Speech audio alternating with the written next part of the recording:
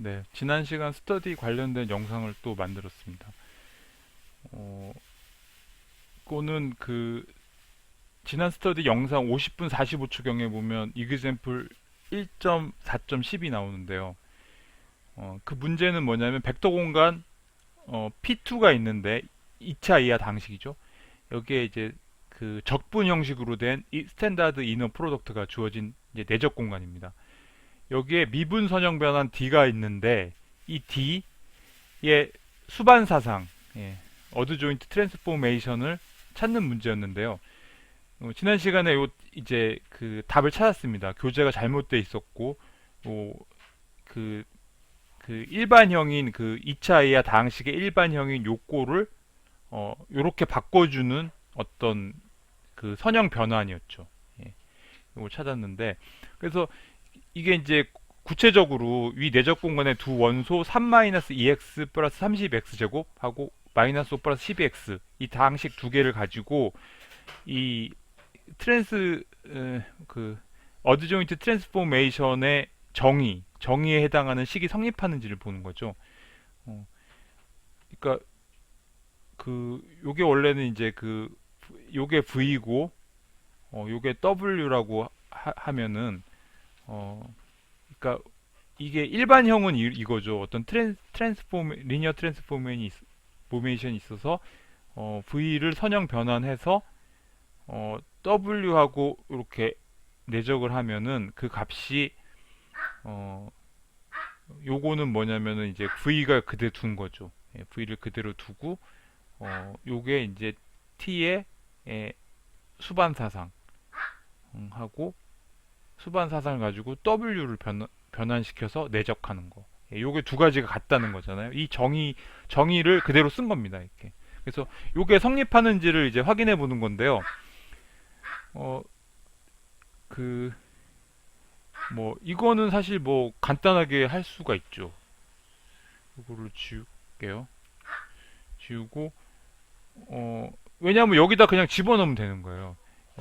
여기 보면은, 여기서, 어, A는 0이잖아요. A는 0이고, B가 10이고, 어, C는 마이너스 5. 예. 요거를 여기다 다 집어넣는 거죠. 여기 해당 A, B, C에다가 요 값을 그대로 대입하면은 이 선형 변환한 결과에 해당하는 다항식이 나오겠죠. 예. 그래서 그거를 이제 내적을 하면 되니까 간단하게 구할 수 있거든요. 그런 거니까 한번 해보시면 될 것 같아요. 제가 이렇게 문제를 한번 만들어 봤고요. 그 다음에 그 요걸 한번 풀어서 한번 해볼게요. 써보면은 여기 이제 좌변이라고 하고 여기를 이제 우변이라고 하면은 좌변이 어떻게 되냐면 이 내적이라는 게 이제 적분으로 돼 있거든요. 0에서 1까지 3-24x 플러스 30x 제곱 곱하기 마이너스 5 플러스 12x 이렇게 곱해서 그거를 적분하는 거죠. 예. 그러면은 요거는 이제 우변하고 같게 된다는 건데 이것도 0에서 1까지 이거는 그 V에 해당하는 벡터 3-24x 플러스 30x 제곱은 그대로 두고 요 뒤에 있는 벡터를 변환시키는 거죠. 뒤에 있는 벡터를 변환시키는 거고 이거를 이제 D의 수반 사상인데 이렇게 5 플러스 12x를 변환시켜 가지고 그걸 곱해서 적분을 하면 이게 값이 같아진다는 거죠. 예. 요거를 그대로 풀어 쓴 겁니다. 이 내적의 정의에 따라서 이 스탠다드 이너 프로덕트가 주어졌기 때문에 근데 요 문제만 봐서는 이 좌변은 쉽게 구할 수가 있죠. 이걸 미분하면 되니까. 예. 이거 뭐 되게 쉽게 할 수 있겠죠? 0에서 1까지 마이너스 24 플러스 60x 하고 마이너스 5 플러스 12x dx 이걸 구하면 되는 거죠. 예. 이걸 구하면 되고 이게 값이 계산을 해보면 이게 66이 나오는 것 같습니다. 예, 이렇게 나오는 거니까 이거는 쉬운데 요 값하고 똑같은 값이 나오도록 요 여기에 해당하는 다항식을 찾는다는 거는 이게 쉬운 문제가 아닌 것 같거든요.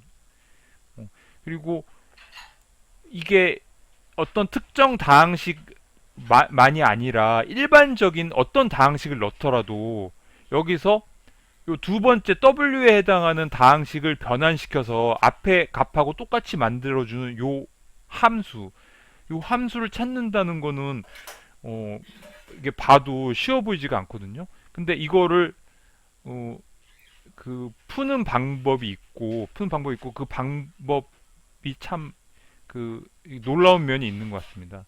이게 이제 그 내용을 잠깐 다시 생각해 보면은 어, 이게 이제 올소노멀 베이시스가 있는 거죠.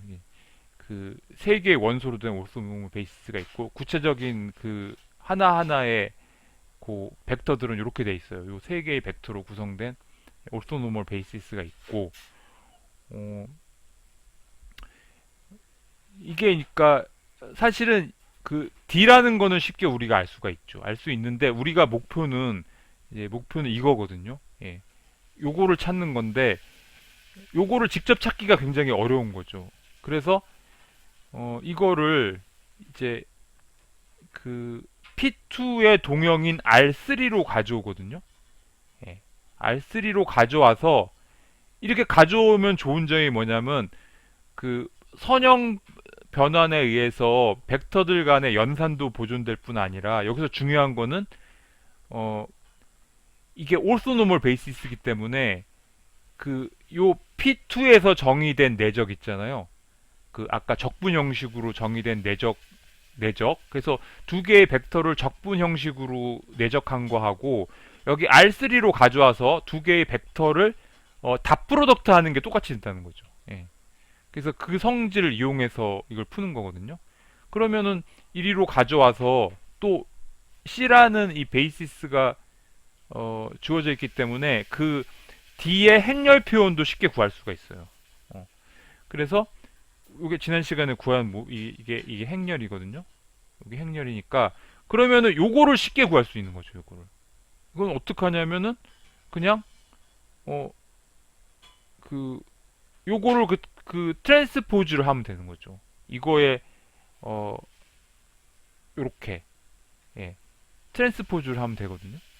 이렇게 구하면 된다는 거죠.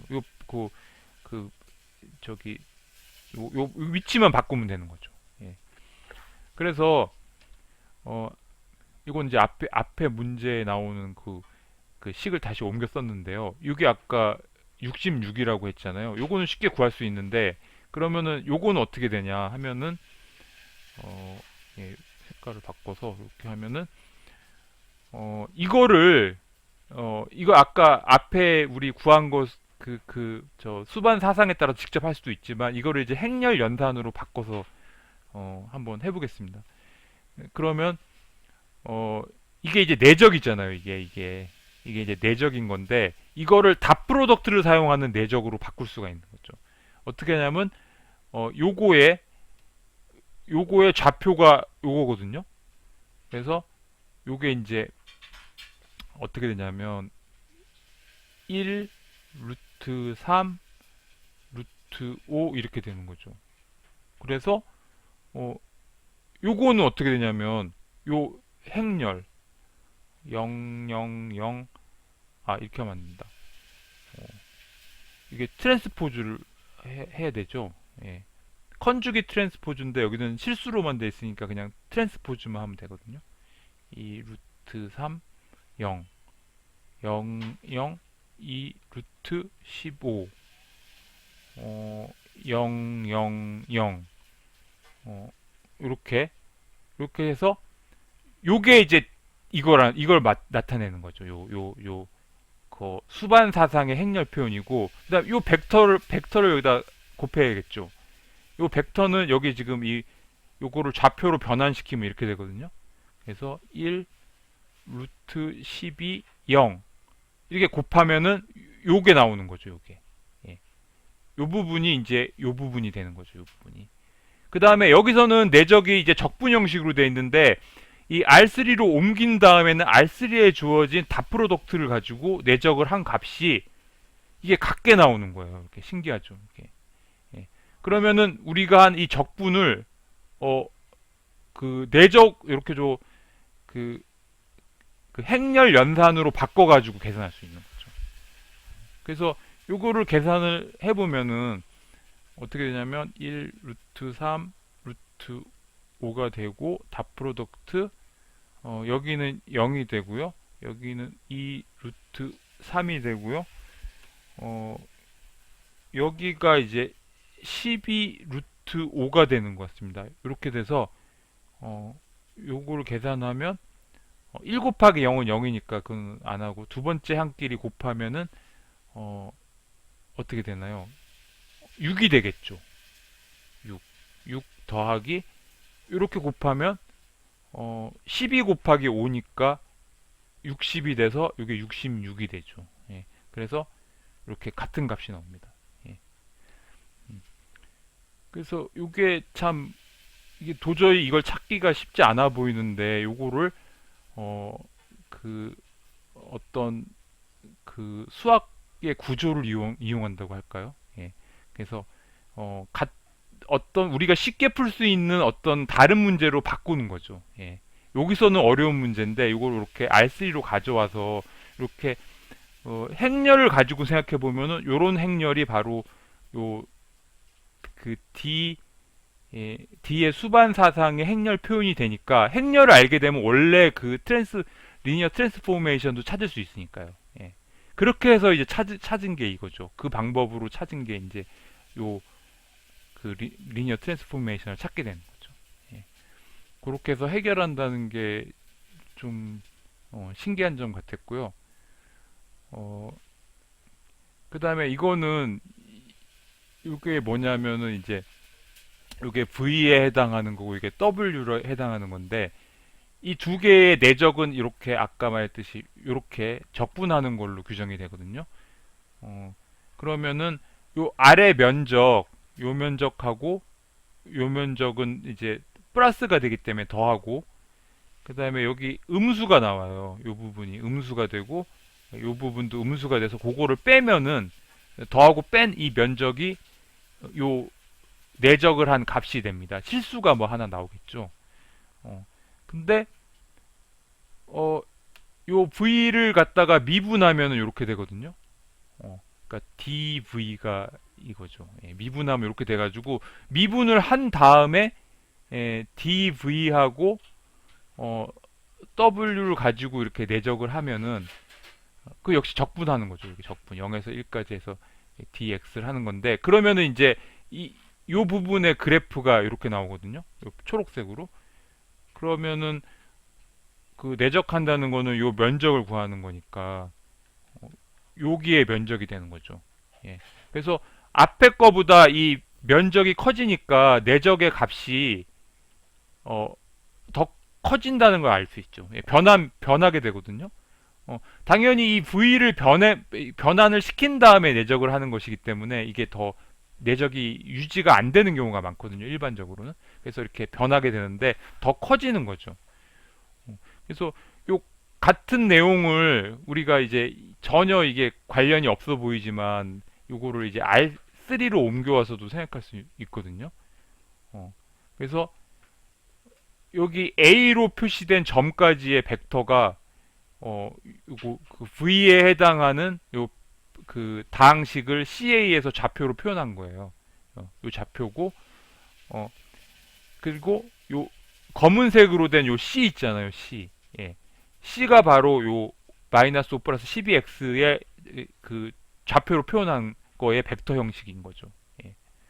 그래서 요 A하고 C를 벡터 A하고 벡터 C를 내적한 값이 나오겠죠. 근데 만약에 이거를 미분을 해가지고 미분을 한 값을 좌표로 변환한 벡터는 뭐냐면 요 D라는 거거든요. 요게 요게 D라는 벡터예요. 그래서 이 변환을 시켜가지고 요거하고 내적을 하면 닷 프로덕트를 하는 거죠.